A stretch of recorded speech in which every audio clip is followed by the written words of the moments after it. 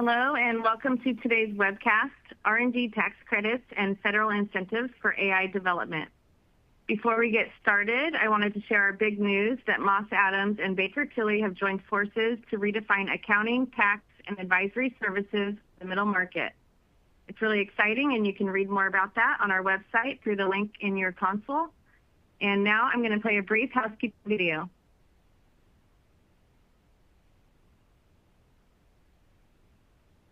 Welcome and thanks for joining us. Our webcasts are designed to help elevate your business performance. Transform your future for the better with advisory solutions tailored to your vision and supported by our collective technical resources. Our presentation will start in a few moments. Before we begin, here are a few things to keep in mind. You can customize how you both view our presentation and interact with the presenter. For better viewing, close all other applications and turn up your speaker volume.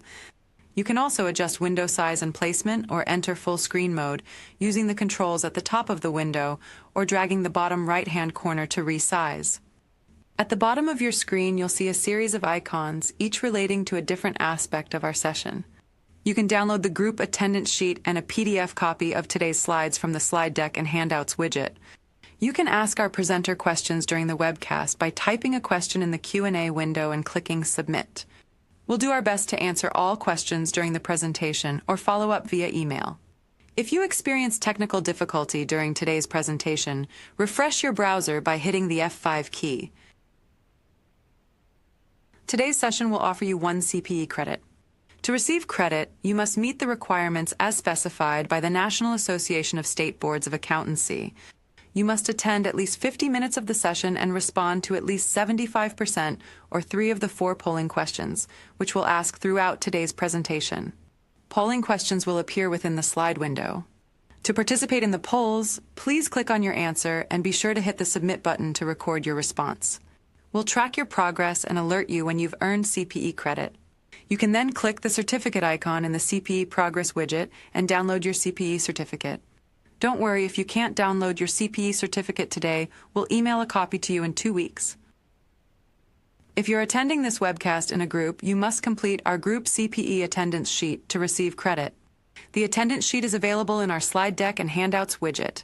Please have all group members sign it and send only 1 sheet per group. Also note that CPE credit only can be awarded to participants registered as themselves and isn't available for participants who view the on-demand version. As a reminder, the presentation you're about to see is not legal, investment, or accounting advice. We encourage you to seek the counsel of a professional service provider to apply this content to your specific circumstances.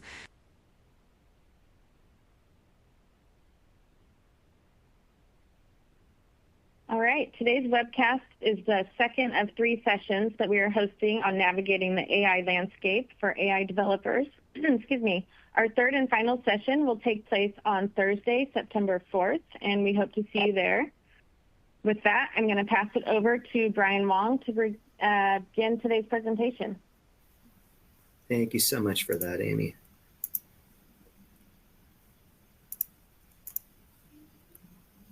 Hello, everyone. By way of introduction, my name is Brian Wong, and I'm a tax principal with Baker Tilly, based out of our San Francisco office. I work with many of our technology and AI clients here in the Bay Area, from early stage startups to publicly traded multinational companies. We're excited today to talk about tax credits and incentives that many AI companies can take advantage of. I'm joined today by May Lee and Jonathan Gates, and I'll let them introduce themselves here. Let's start with May.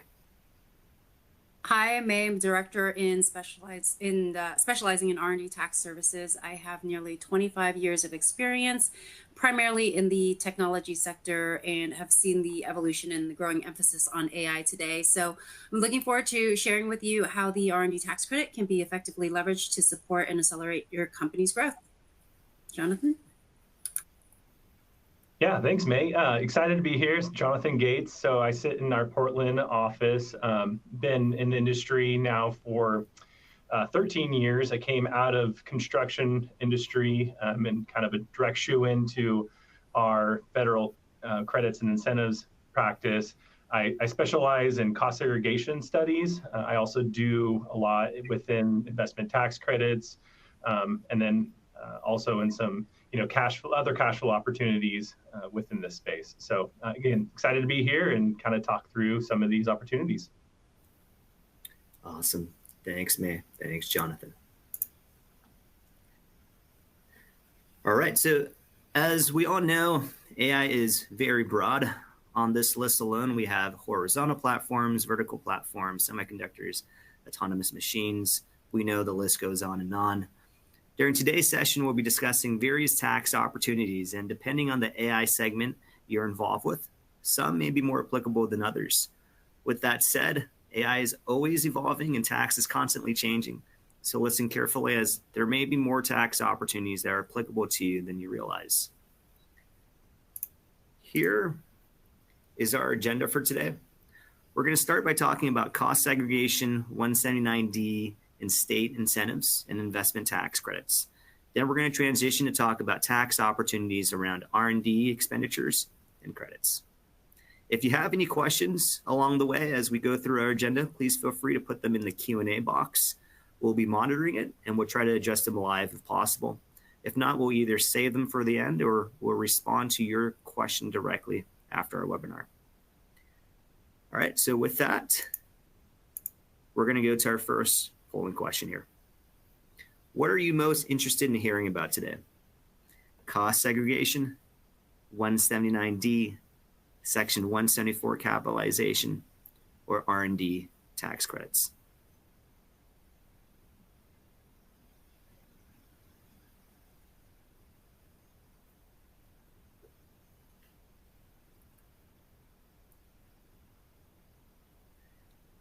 As Amy mentioned at the beginning of our webinar here, you're going to need to complete at least 3 out of the 4 poll questions to get CPE credit. We're going to give everyone another 5 seconds here.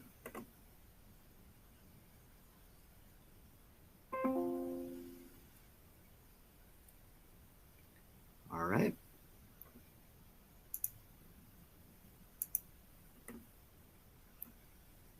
Perfect. Okay, it looks like we have majority interested in R&D tax credits. We're going to save that for the end, followed by cost segregation, which we're going to jump right into right here. So with that, I'm going to hand it over to Jonathan.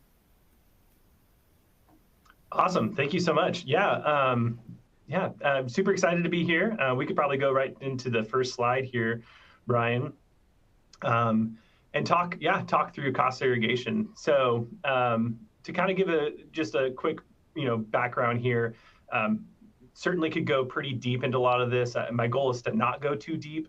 I definitely want to keep this pretty lighthearted and kind of give you the overview. What are the opportunities? What are the things that we would look for? What are the things that you would look for as you're investing or going out into the industry, right? I drink the Kool-Aid, so I can go pretty deep, but again, I want to kind of keep this lighthearted and exciting, really kind of keep you guys awake through this presentation. So let's talk through cost segregation study. Sounds like there was some interest here in what it is. For those who don't know, cost segregation study, it's a tax deferral strategy. So it's in its essence, it's a way to increase cash flow to those who are investing in certain kind of real estate property. The premise works on the fact that buildings would typically be depreciated over 39 years. So you recover that asset over 39 years. You're essentially getting 2.5% of that asset each year in recovery from depreciation deductions. Well, cost segs come in and they say, well, instead of you recovering that over 39 years and it taking forever, we're going to do everything we can to front load that depreciation for you. So we move as much as we can out of the 39-year bucket into 5, 7, 15-year lives. And those essentially are recovered quicker, which again is going to reduce tax liability by increasing depreciation deduction. So cash flow strategy, 100%. So it works on the premise of time value of money, right? It's a net present value. $1 today is worth more than $1 tomorrow. Want to recuperate as much of that investment as you can so that you can take that cash, reinvest it back into the market, or do other capital improvements, reinvest into more infrastructure or other real estate as well, right? The the real neat thing about it, I would say is, everybody, I guess the quickest way to kind of describe this in a visualization, which I enjoy, but also don't enjoy because there's more to it, but just to kind of give you a visualization, if you take let's just say you take a building, right, and you take it and you turn it upside down and you shake it, and what falls out, those are your personal property assets, right? So cost seg kind of works on that premises that we're going in, we're separating everything we can out of the building structure into 5 and 7 year, tax lives. Of course, it goes deeper than that. Again, I don't like that example too much because we go a little deeper than that, right? We look at things that are embedded within the infrastructure that would not fall out if you were to shake it upside down. But again, you get a visualization of what is it a cost seg is trying to do. We can move to the next slide here. Yeah, and then, so to kind of give you a little bit of a criteria or the types of projects where cost seg can come into play, there's the big three, right? New constructions, remodels or tenant improvements, and property acquisitions. Anytime a taxpayer is going out and investing in any of that, this is when a cost seg is really going to come to play and have an opportunity for us to come in and really increase some cash flow to that taxpayer. We can do it through like-kind exchanges even. Let's say you're trading a property, like-kind property for another property to defer taxable gain on that transaction.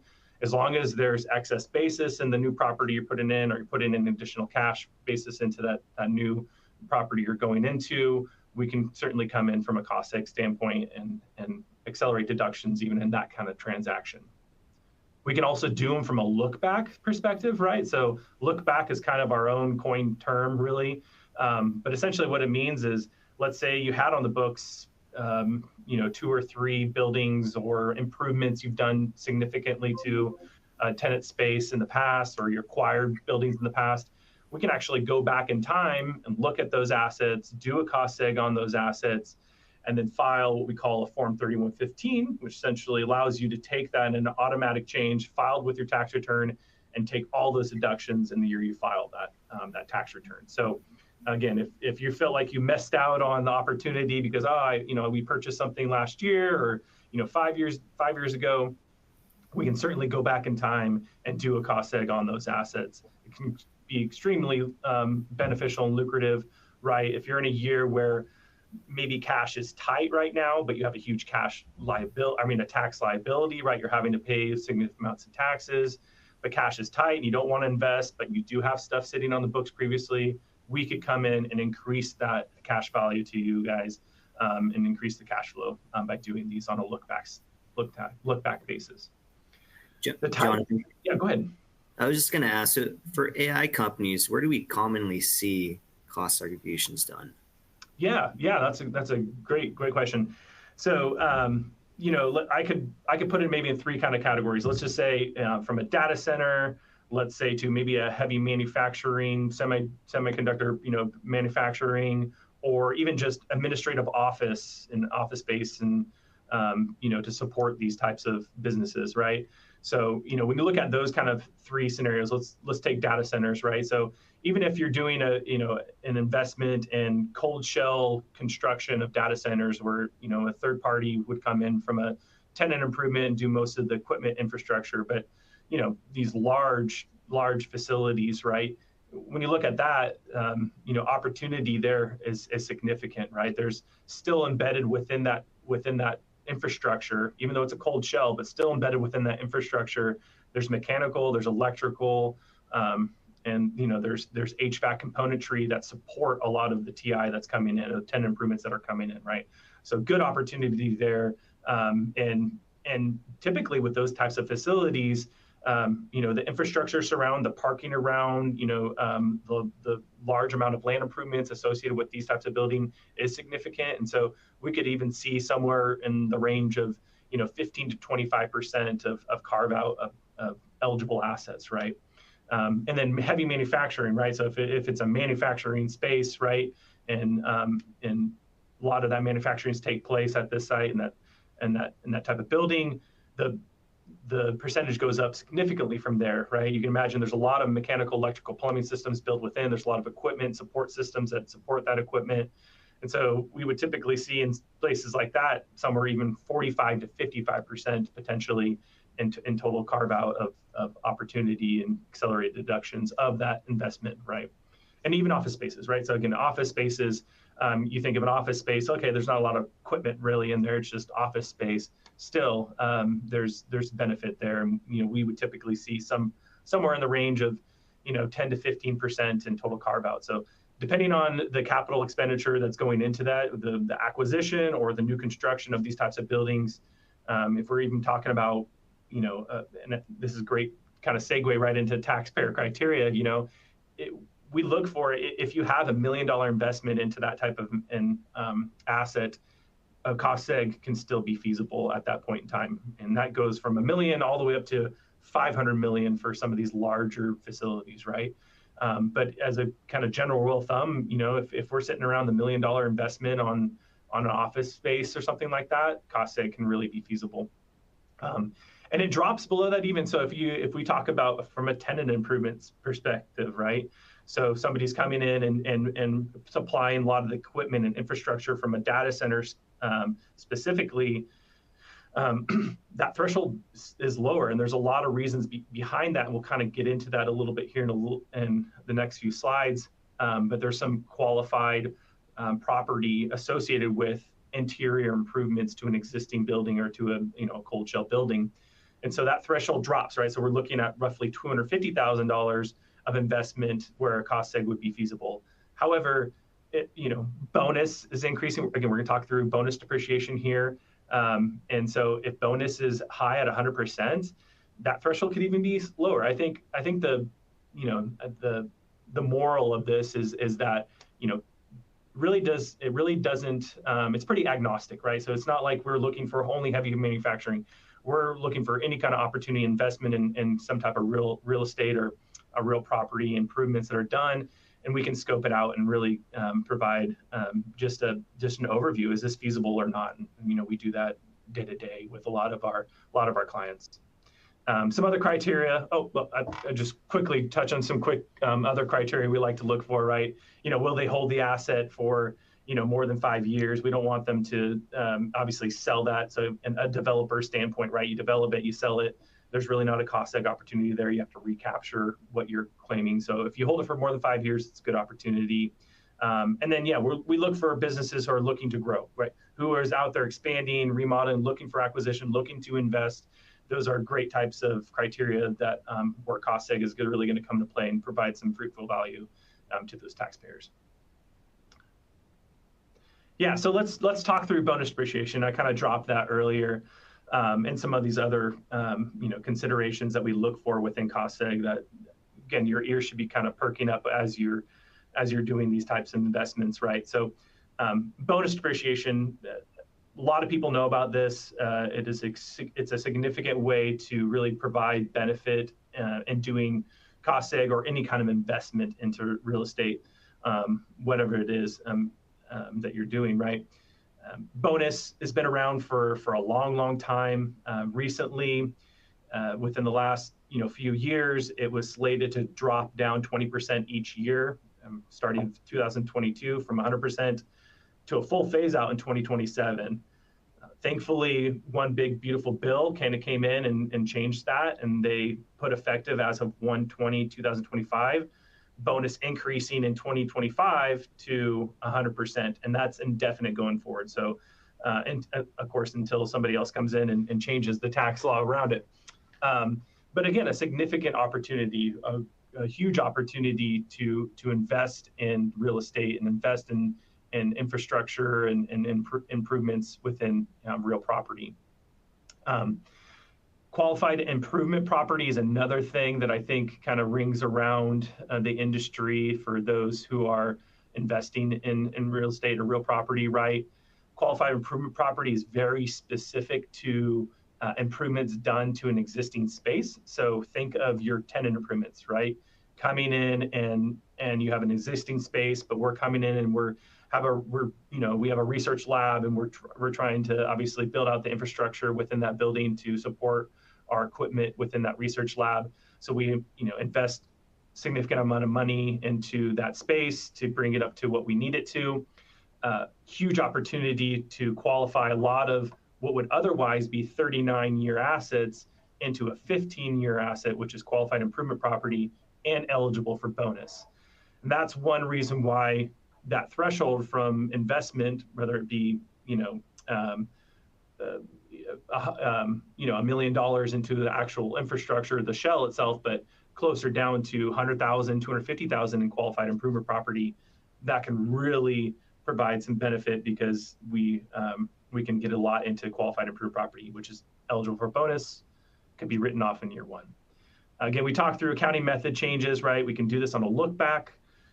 Some other things to consider is other tangible property. Again, I could get really far down in the weeds here, so keeping this high level. Premise behind other tangible property is if you have a manufacturing space and you have a lot of infrastructure that would otherwise be 39-year, we have case law precedent that can really allow us to qualify and quantify assets that would be 39-year into something like 5 or 7 eligible for bonus. So huge opportunity from a manufacturing standpoint. Go into the next slide here. Do want to briefly touch on cost segregations, considerations when it comes to qualified production property. This was a big buzzword coming out of OB3, the one big beautiful bill.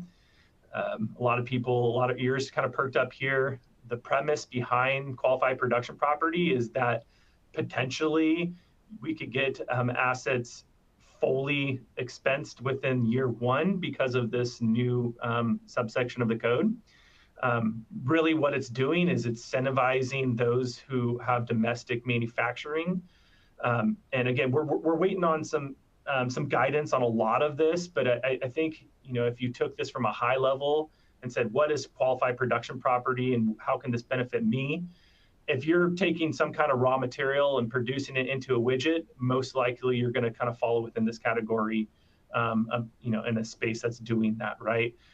And again, along with the cost segregation study, it's identifying the assets that meet the definition of what is, qualified production property. The activity must be in manufacturing, production, and refining. Again, taking raw material, changing it to a widget. It has to go through some kind of substantial transformation. What does that mean? Again, we're waiting on guidance. We're tracking this to try to, obviously bring this to our clients. But again, as long, I think in just an overall premises and kind of understanding that if you're taking raw material and producing it into a widget, it's going to meet that definition. It's tangible personal property at that point in time, and it's meeting these definitions. And that process and that building itself potentially could get into a bucket of 100% deductible in year one. So huge opportunity, bringing domestic production back to the States and incentivizing those who are doing this type of manufacturing or production and refining of assets. Jonathan, so I know that OBBB, or we're still waiting for more clarification here, but one of the criteria was that construction needs to start after January 19th, 2025. So, if a company had already started construction, can they still qualify for this deduction? Yeah, it's a great question. And we're getting that a lot right now too. It's, hey, I've had this asset that I've been constructing now for, over a year, started in 24, can I capitalize into this? I mean, if we read it to the definition of the code, no for that specific asset, but we look to unit of property, right? So, we do have guidance from other, enactments that have come out in the past where it talks about binding contracts associated with the construction of a unit of property.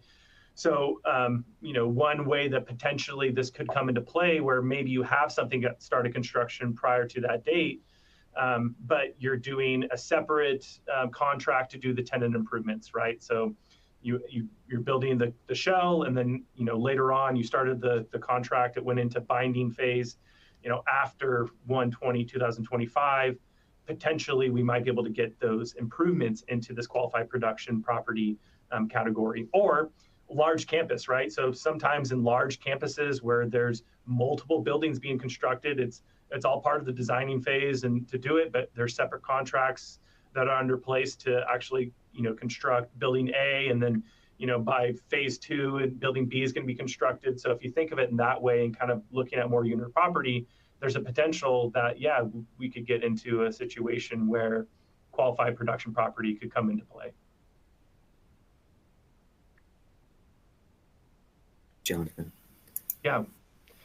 And then do want to touch on 179D. So this is another opportunity for a cash flow. It's a federal incentive here.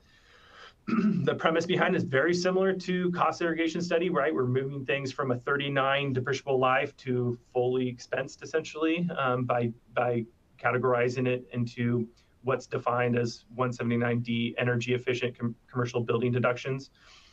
Again, what is it that we look for here? So the way that it's written is it's looking for energy efficient features within a building. That's whether it's a new constructed building or if you even had retrofits, right? You're going through your office space and replacing all lights with LED lights, right? And then it's a huge capital expenditure to do that. There's opportunity from a 179D to accelerate those lightings, which would otherwise be 39-year, now into a full expense. It's been around for a while. It's, in 2022, it was $1.88 per square foot. So if you have a 100,000 square foot building, $1.88 per square foot on that. So again, significant benefits. 2023, it moved up to $5 square foot. And actually, OB3 has it sunsetting with with assets that have started construction after the June 30th, 2026. So again, the window's still large here, even though it is sunsetting. So as long as you're starting construction prior to June 30th, 2026, and placing the asset in 27, that asset would still qualify under this deduction. So huge opportunity here, again, from another cash flow perspective. And I am running out of time, so I'm going to kind of go through these next ones fairly quickly, but I do want to touch on them. So state-specific exemptions. So separate, obviously, from a federal incentive, this is a state incentive, but a lot of states offer incentives to industry, to this specific industry, right? From a data center's perspective, roughly half of the U.S. and states offer some kind of incentive, whether it's, tax exemption status to it, or, you can do it on a refund claim basis, or even property tax abatement. They work on the premises of equipment within these types of facilities.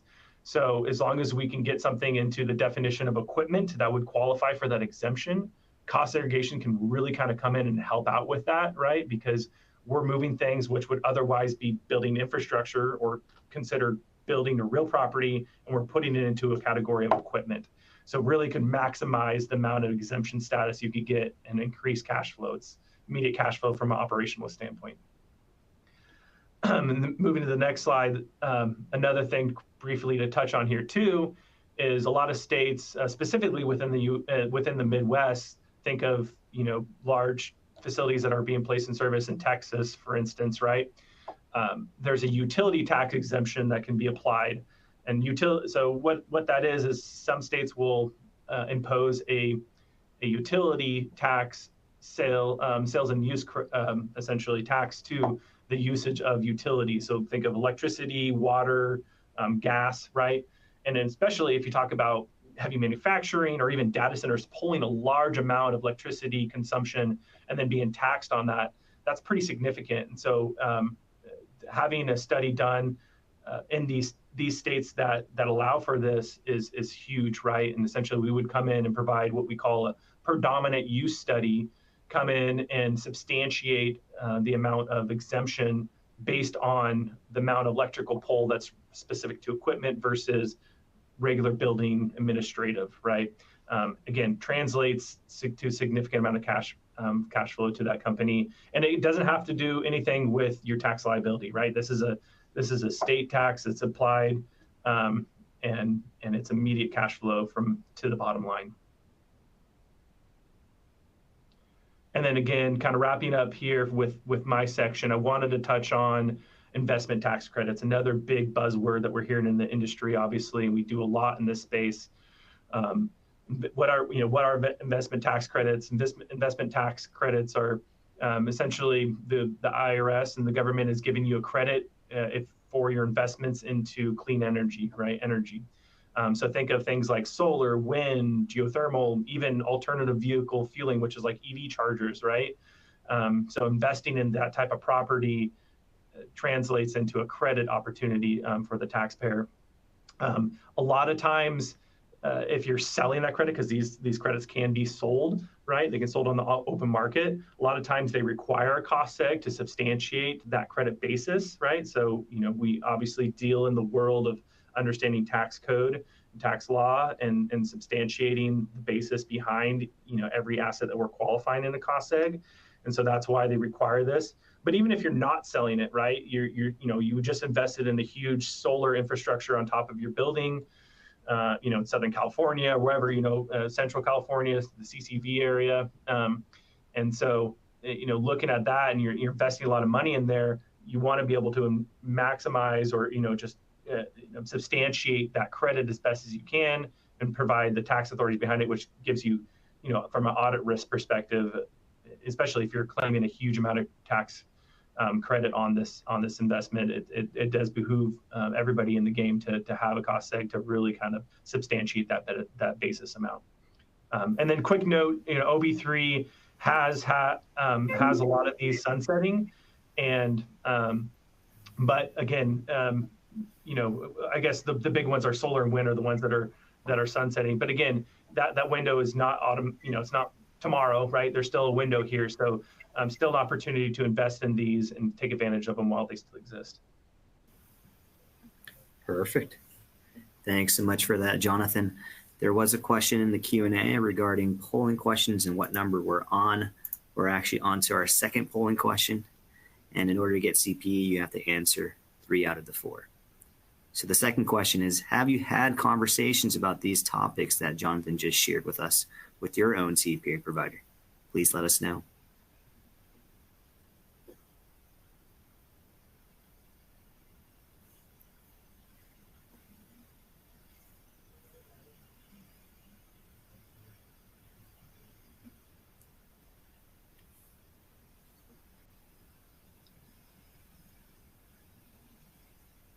All right, we're going to give it 5 more seconds here.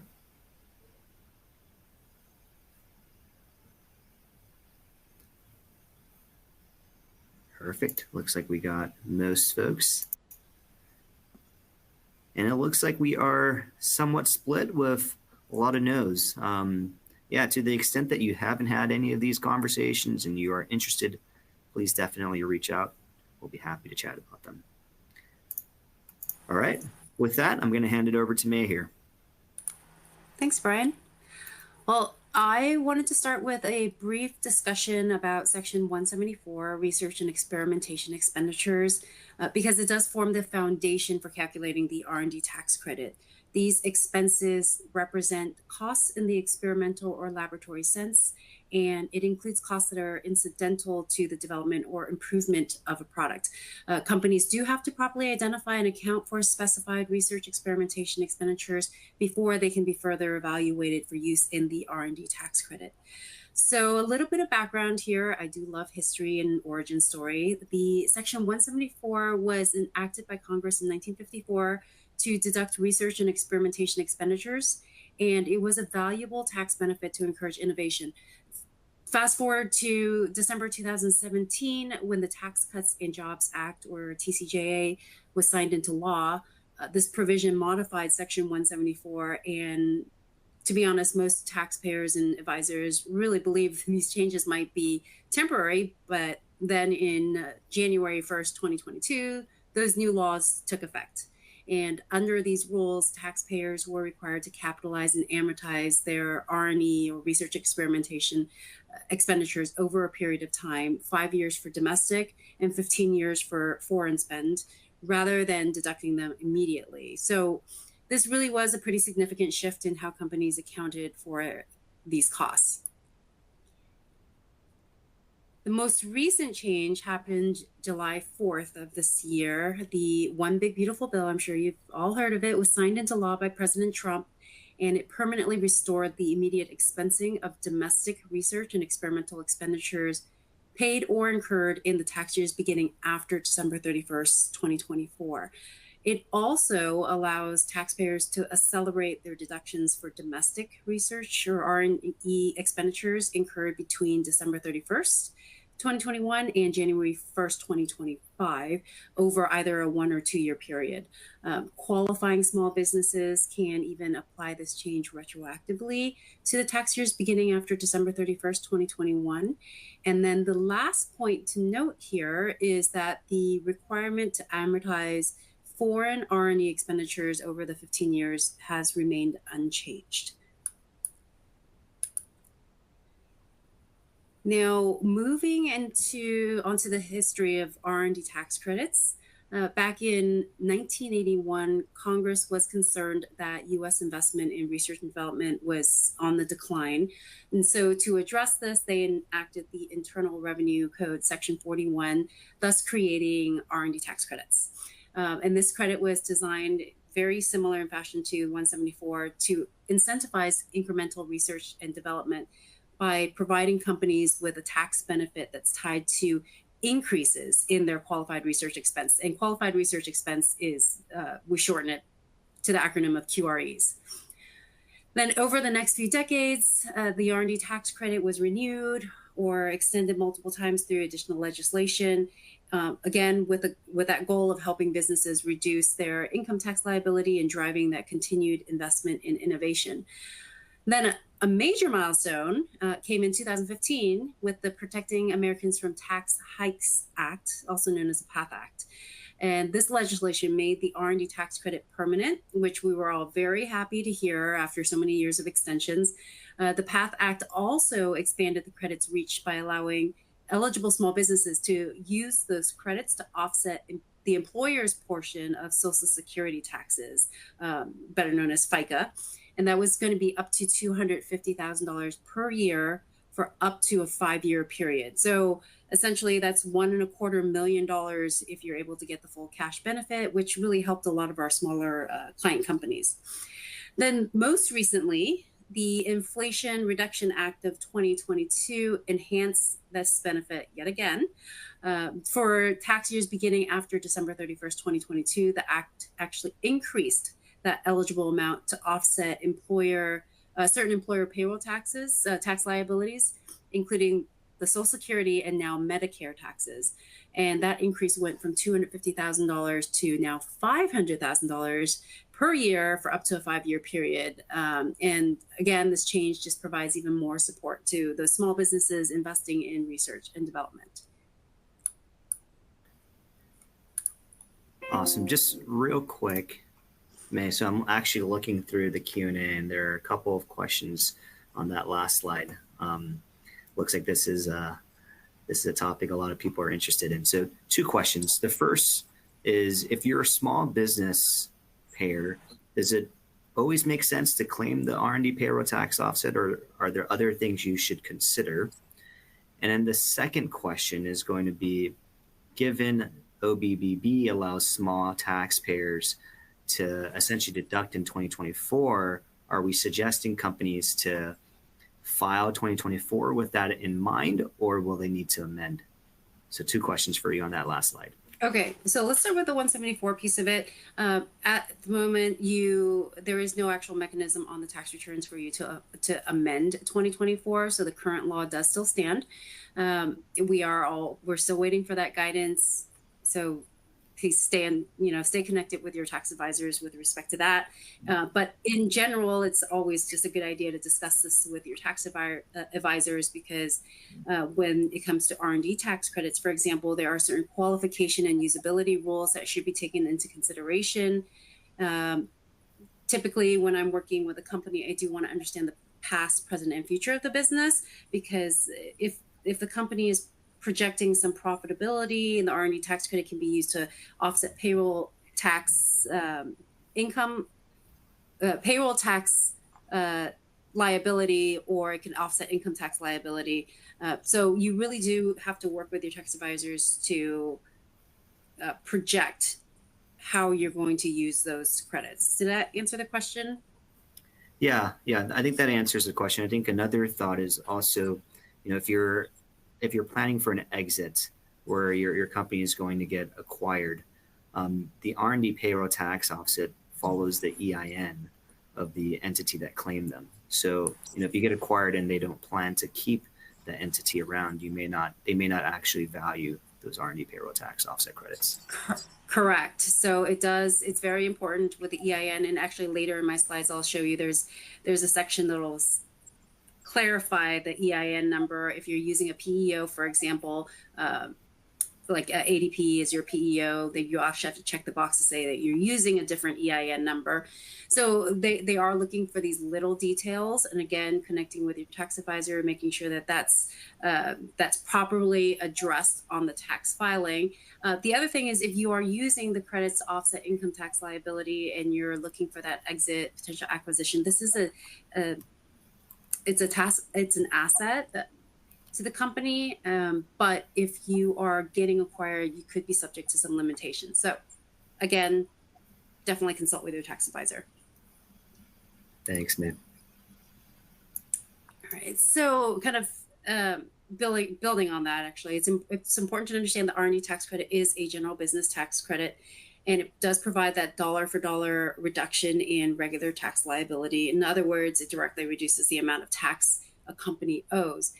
If the company is unable to use the entire credit in the year that it is earned, the unused portion can be carried back 1 year or carried forward for up to 20 years, which allows businesses that flexibility in maximizing their tax benefits. I mentioned it briefly, but a key feature of the R&D tax credit is that it's incremental.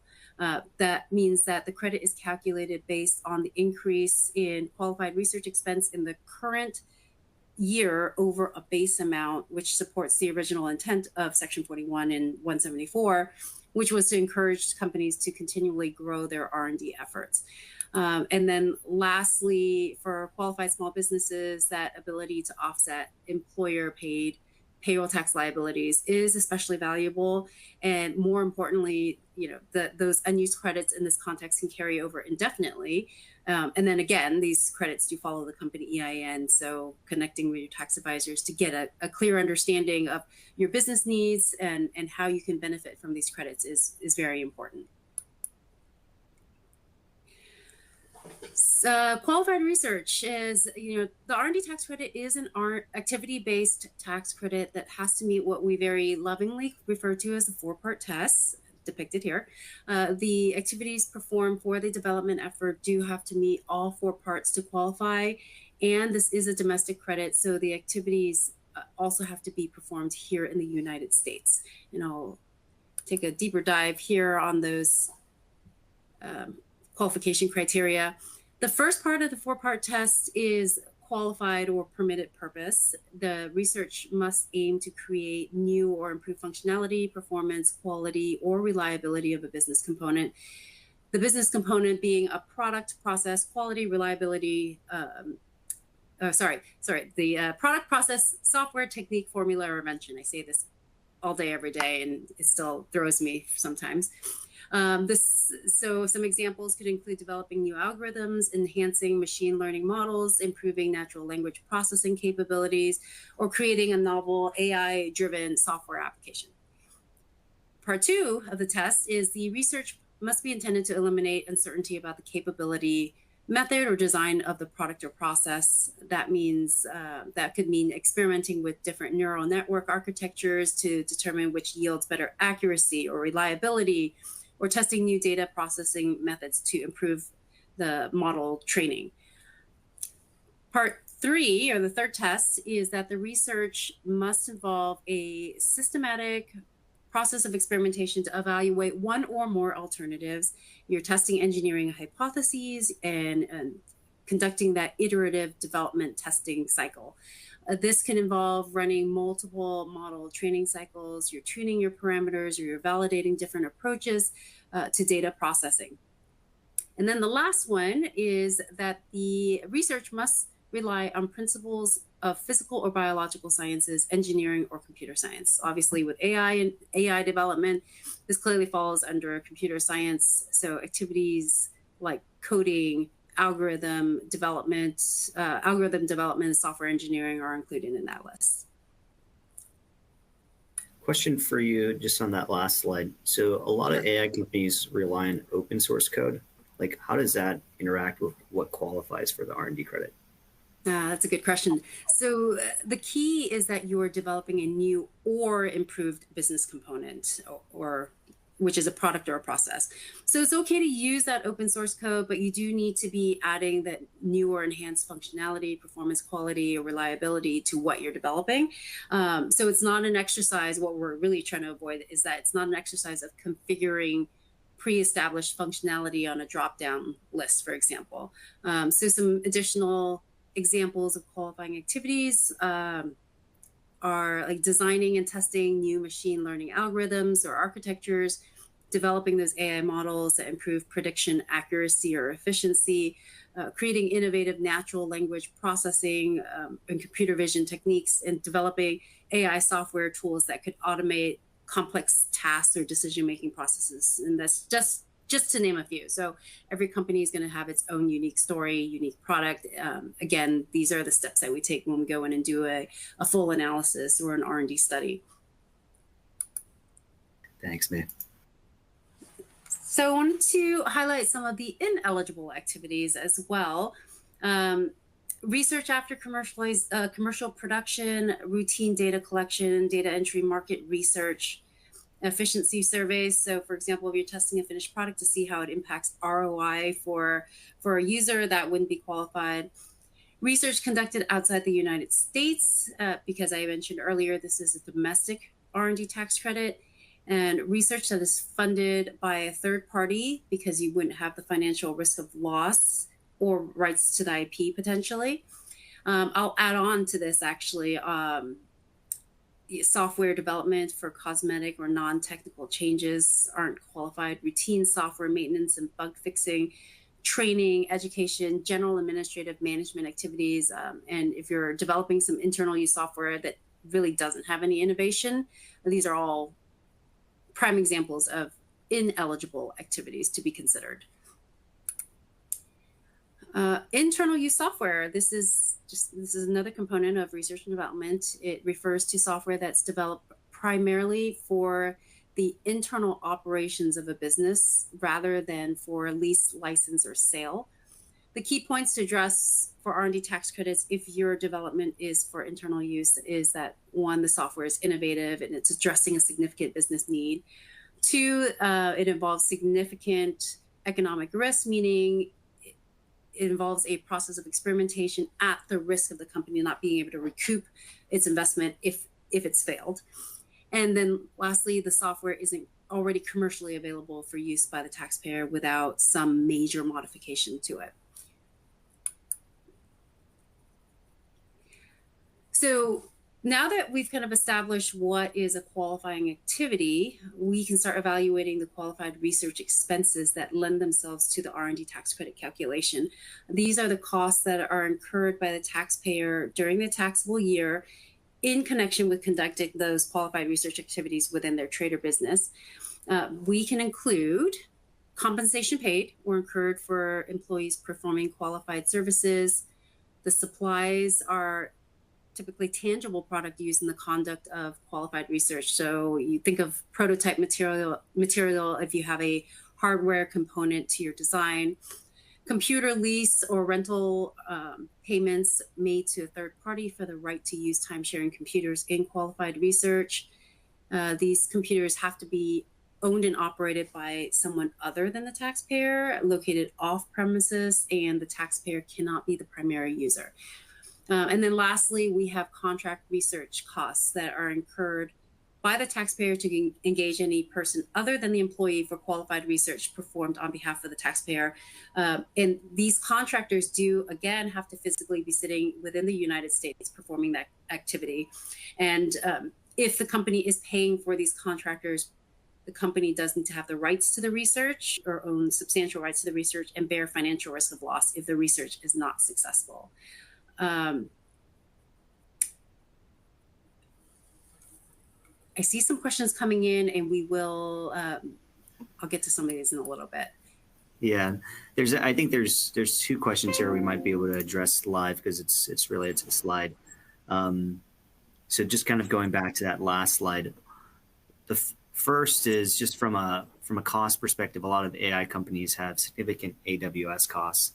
Is that a qualified expenditure? And then the second is related to they want to confirm for internally developed software. If the internally developed software is developed for qualified research activities, then the software isn't subject to those 3 requirements, correct? They just want to get clarification. If the internal software is developed for qualified research activities, then the software isn't subject to the 3-part test. If it's being used for research, then yes, it is not subject to the 3-part test. It is development in its own. Perfect. And then the other question was with regard to AWS, and yes, this would fall under computer lease, and some examples would be Amazon Web Services, Microsoft Azure, Google Cloud. I do see some others occasionally that are used for development testing purposes. The key is that it is not being used for production or data hosting. So you're using it for a test environment. Awesome. Thanks, May. Documentation. This is actually very important. The R&D tax credits do have a history of getting audited. So I always emphasize the importance of having contemporaneous documentation to substantiate the qualifying costs and the activities that you're claiming for the credit. So not only do you have to substantiate the amount claimed on the tax return, but you also need to provide a nexus or kind of draw a connecting line between the individuals who are performing the qualified activities to the amounts being claimed and the products that are under development.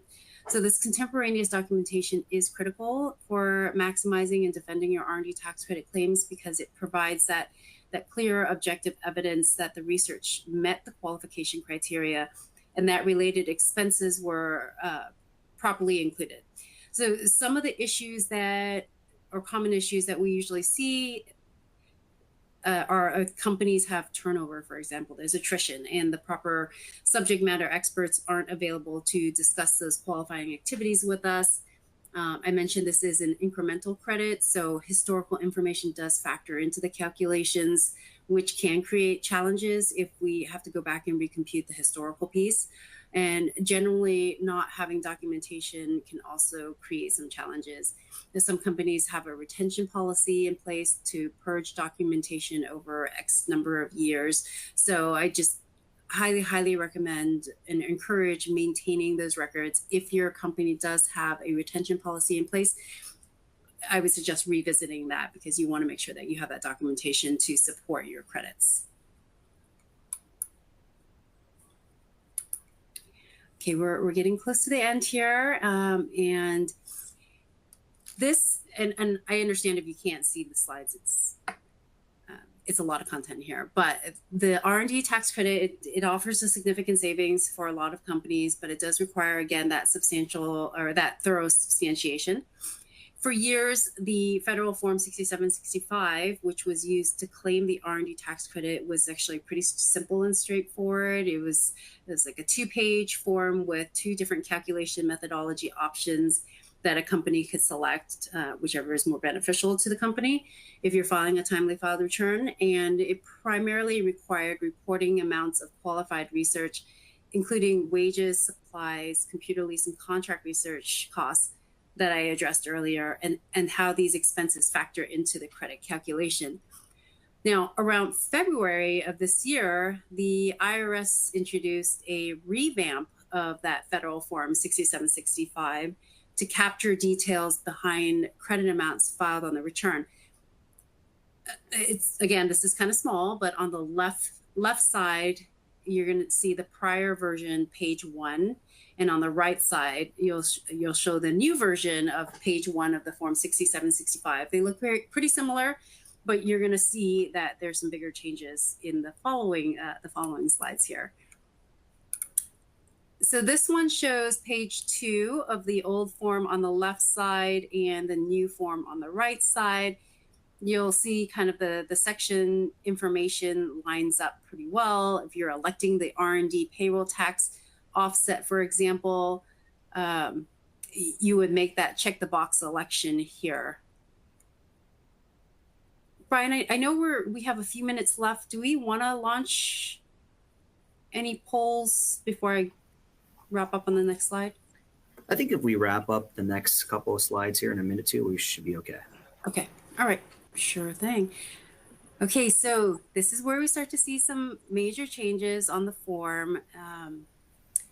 And this section now requires a number of business components or products under development that's generating those qualified research expenses QREs. It's asking for officers' wages. It's asking for kind of general business changes like acquisitions, dispositions, new categories of QREs with a qualified research detail amounts before actually addressing the activities themselves in this next slide. So this piece is brand new, and you can see based on the level of detail it's asking for that, it clearly during audits in the past, a lot of information has been lacking and that substantiation hasn't been there to support the credits that were put on the return. Section G is required unless you meet certain criteria that's stated there. If you don't meet the criteria, then you would need to report the business component, the type of business component it is, whether it's a software, hardware, the information that's being sought to be discovered.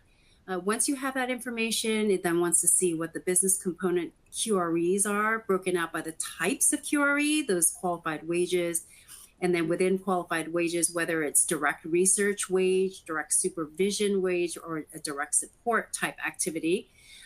So again, it's asking for a lot more information. If you want to get your tax credits on that timely filed return, be prepared to address all these questions. So kind of in summary for R&D tax credits, it has obviously the ability to provide some pretty sizable tax savings for companies investing in innovation, but to maximize these credits, documentation to substantiate the credits is very important, as you can see with these detailed reporting requirements for qualified research expense on the new Form 6765.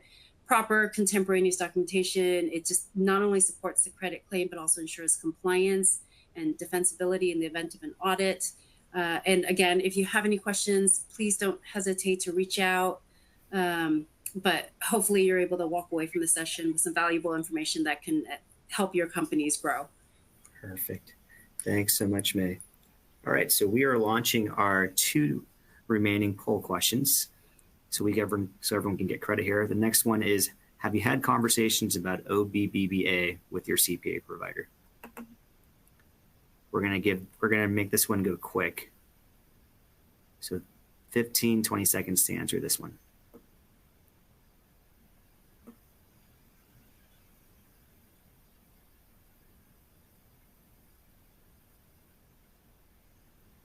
Okay, 5 more seconds before we move on to the next one.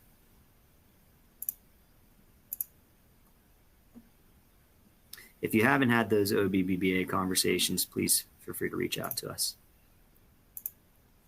Everyone needs to have those conversations now. All right, last polling question to get your CPE. What are you most interested in hearing about next time? AI tools, more about OBBBA, tax planning opportunities, or all of the above? I think there's a couple of questions in the Q&A while we all answer this one. I'm just going to answer the one that we already addressed, and I think there was folks who just didn't capture it. The question was on the 2024 return. Should we be filing amended returns, or can we just go ahead and apply the new rules of OBBB to the 2024 tax returns? So the way that it reads right now in the guidance is that you have to file an amended return. We are still waiting for clarification on, if that is the case, but that is the way that the rules were written. And Brian, I will add that I have had a lot of clients reach out to me about taking a position of applying that immediate expensing for R&E for 2024 tax returns. Some of the smaller firms are driving it. I've seen some AI generated support for it, but there's really no mechanism right now in the tax return that will allow you to make that election to be a qualifying small business. So please we're still waiting for guidance.